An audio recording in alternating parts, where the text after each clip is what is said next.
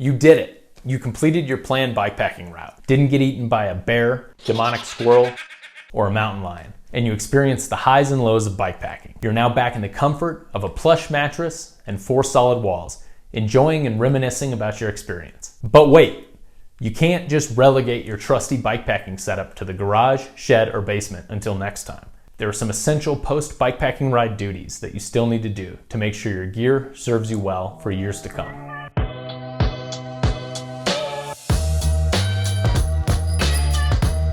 Hey guys, it's Dylan with The Seasoned Bikepacker, where I share unbiased reviews, tips, tricks, and general information about bikepacking gear, routes, and strategies. Today is a quick one about gear storage when you're not out blazing new trails and making your loved ones nervous. Stick around till the end, and I'll give you my super secret Sawyer water filter tips. Hit that like and subscribe button, it keeps me going. And links are always in the description below. I've really enjoyed all the comments on my last few videos, and I've learned a lot from you. So let me know your thoughts, keep them comments coming.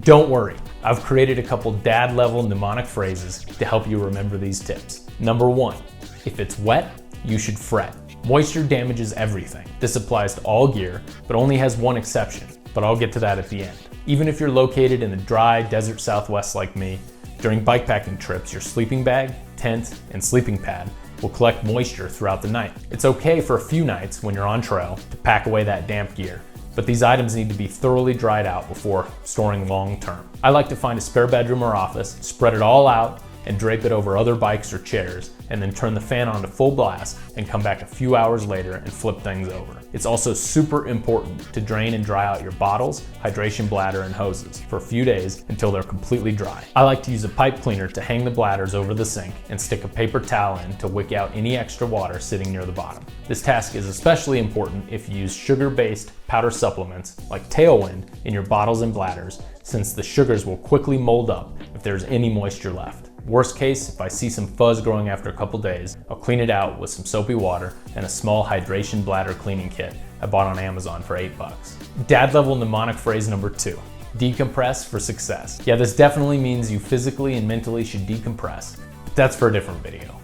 You should free your gear from those high-tech compression bags and let everything breathe while in storage, after you've dried it out, of course. For your tent, this means storing it loosely in a large stuff sack in a cool, dry place. I prefer a large plastic tub where I store my other bikepacking bags. Best thing for your sleeping bag is to hang it up in an extra closet, especially if it's a down bag, it needs to loft. I like to hang mine with the footbox near the bottom and use the cords to cinch up the top loosely around a plastic hanger. And finally, if you have an inflatable sleeping pad, it should be stored flat and with the valve open. I found a small nail with a large thin head and put it into the wall up high. This allows me to clip the inflator valve over the nail which it loosely hangs from. So far so good 5 years later. My one exception to if it's wet you should fret is my Sawyer Squeeze water filter. For storage, Sawyer recommends the following procedure. First, backflush the filter a few times. This is the process of forcing clean water backwards through the filter using the supplied syringe. After backwashing, fill the pouch with water and add a cap full of bleach. Squeeze a little bleach water through the filter, then put on the cap and let it sit for 1 hour.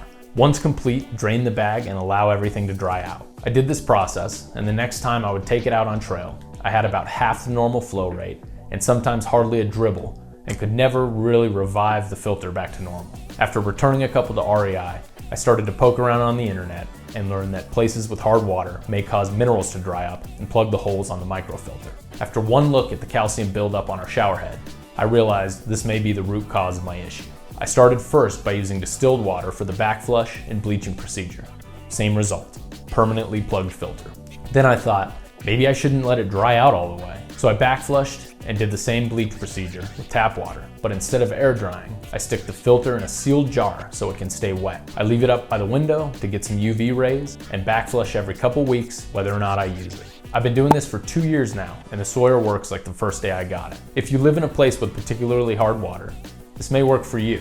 Just keep it clean and watch out for bacteria and mold growth. Well, that's it for this video. So your homework today is, without any context, run out and tell all your friends, if it's wet, you should fret, and decompress for success. And they'll look at you like you're crazy. But they do anyway, when you tell them about your bikepacking trips. Thanks for watching, hit those comments, and remember, plan, pack, and pedal.